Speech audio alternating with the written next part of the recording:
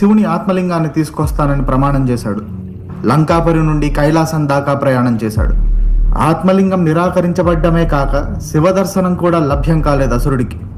శివుడి పట్ల ఉన్మత్త భక్తి కలిగిన రావణుడు దర్శన భాగ్యం నోచుకొని మూలాన కైలాసాన్నే పకలించి భుజాల మీద మోసుకుపోదామనుకున్నాడు. కైలాసాన్ని బాహువులతో ఎత్తుతూ తాను శివ తాండవ స్తోత్రాన్ని వల్లవేశారు. తన 10 తలలు పర్వతాన్ని బ్యాలెన్స్ చేశాయి. సాక్షాత్ నంది తన పరాక్రమం చూసి భీతిల్లిందని చెప్తారు.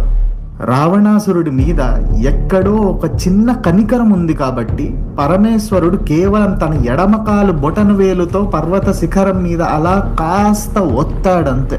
అసురుడు నేలమట్టమయ్యాడు. పొగరెక్కిన తలలు చెల్లాచెదరయ్యాయి. ఇంకా సాధించాలి శివుణ్ణి అని పాకుతూ వచ్చాడు రావణుడు. పదునైన గోర్లతో తన పొట్ట చీల్చుకొని పేగులు బయటికి లాగి రుద్ర వీణ వాయించాడు. తన భక్తుడు అంతకు మించి బాధపడకూడదు అని శివుడు సాక్షాత్కరించాడు.